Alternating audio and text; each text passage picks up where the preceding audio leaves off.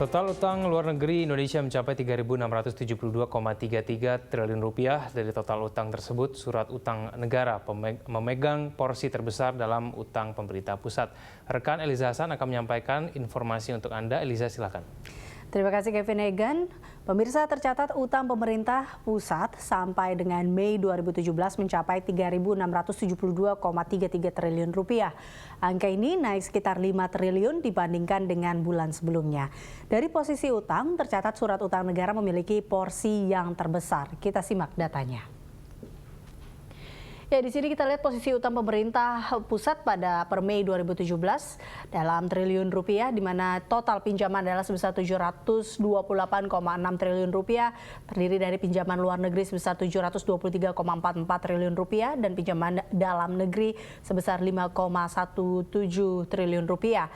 Untuk surat utang negara berjumlah 2.943,73 triliun rupiah dengan terdiri dari denominasi falas sebesar 780,18 triliun rupiah dan denominasi rupiah sebesar 2.163,55 triliun rupiah. Jadi total utang saat ini adalah 3.672,33 triliun rupiah.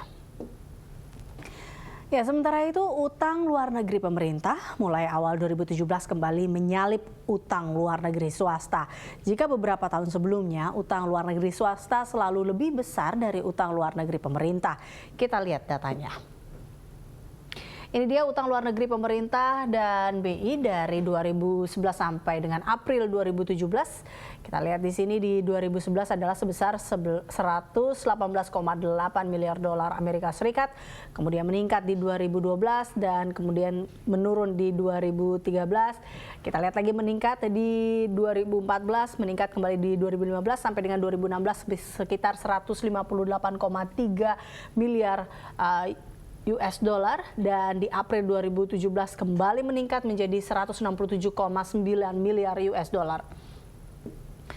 Dan di sini kita lihat utang luar negeri swasta jika dibandingkan di sini untuk tahun tiap tahunnya di mana selalu meningkat, dan tapi di 2016 utang luar negeri swasta ini mengalami penurunan dibandingkan dengan 2015, yaitu adalah sebesar 167,6 miliar US dollar di 2015, kemudian turun di 2016 sebesar 158,8 dan naik tipis 160,3 miliar dolar Amerika Serikat.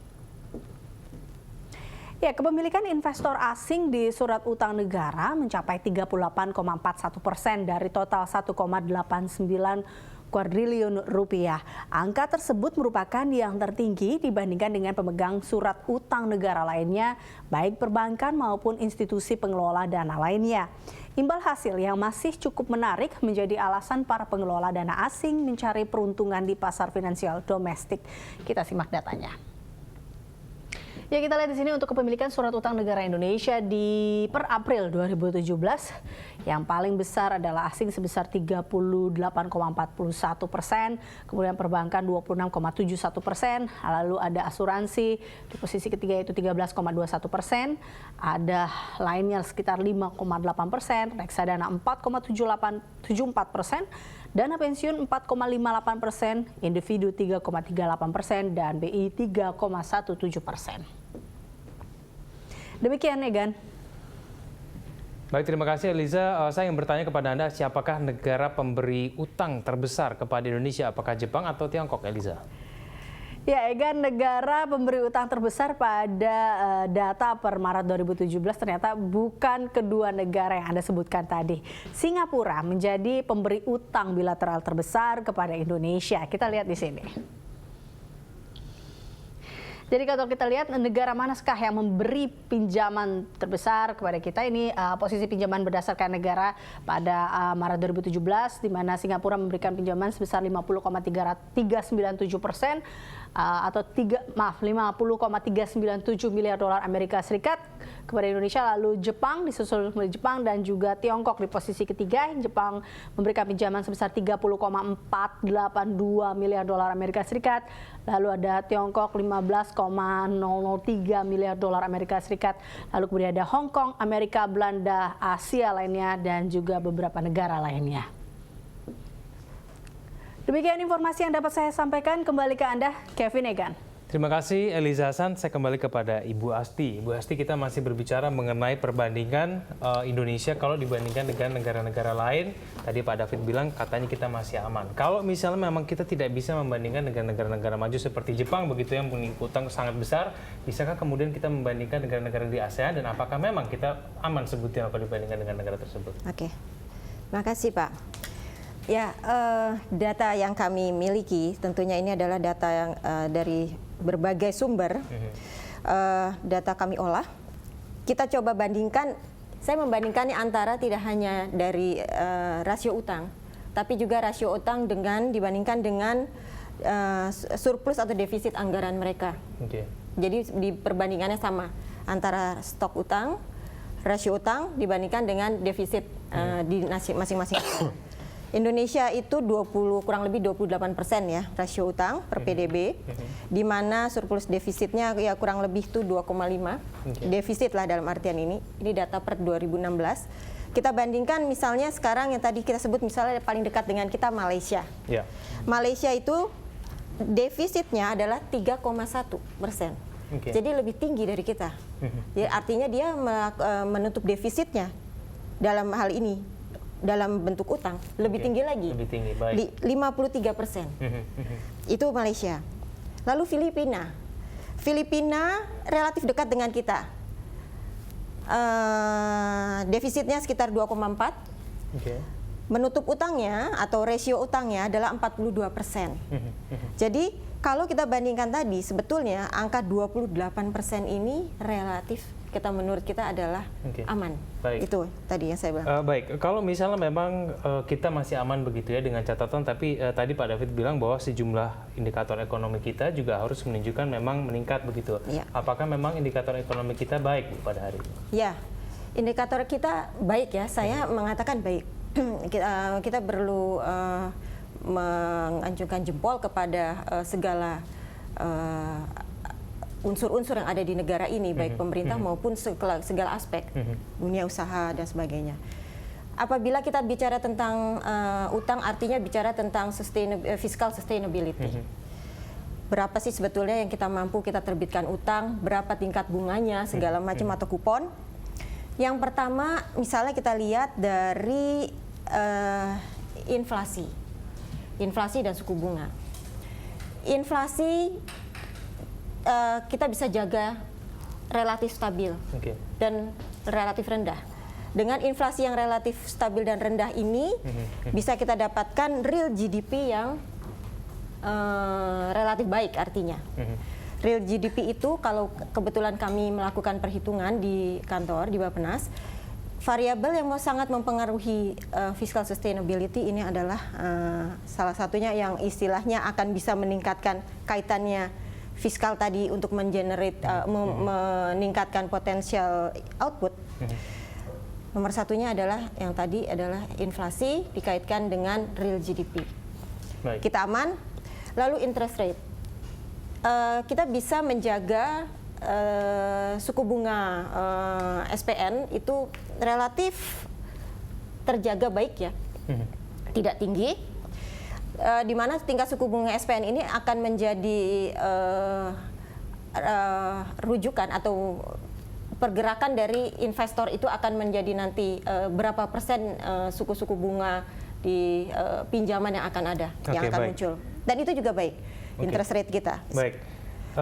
Bu Asti, sekarang saya ingin tanya juga mengenai defisit anggaran kita. Kan amanat undang-undang itu menyebutkan maksimal 3% ya, Bu Asti ya. Sedangkan kita mendekati itu. Nah ini kira-kira apa yang kemudian pemerintah akan lakukan berkaitan dengan defisit anggaran kita ini? Kalau kita mencermati utang luar negeri kita sudah sampai 3.600, Bu. Ya. Kalau kita lihat 3.600 itu tadi yang kenaikannya 1.000 tadi itu ya.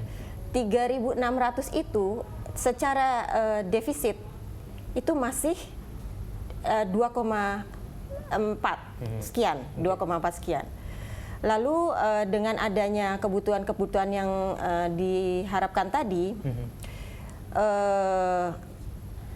itu yang saya sebut tadi aman, masih aman, karena surat utang ini sendiri apabila kita lihat pemilikannya tadi ditunjukkan di TV bahwa mayoritas asing. Nah, kita lihat dulu asingnya ini memiliki surat utang yang profilingnya seperti apa? Apakah jangka pendek atau jangka panjang? Baik. Mayoritas itu jangka di atas 1 sampai 5 tahun, bahkan di atas 10 tahun.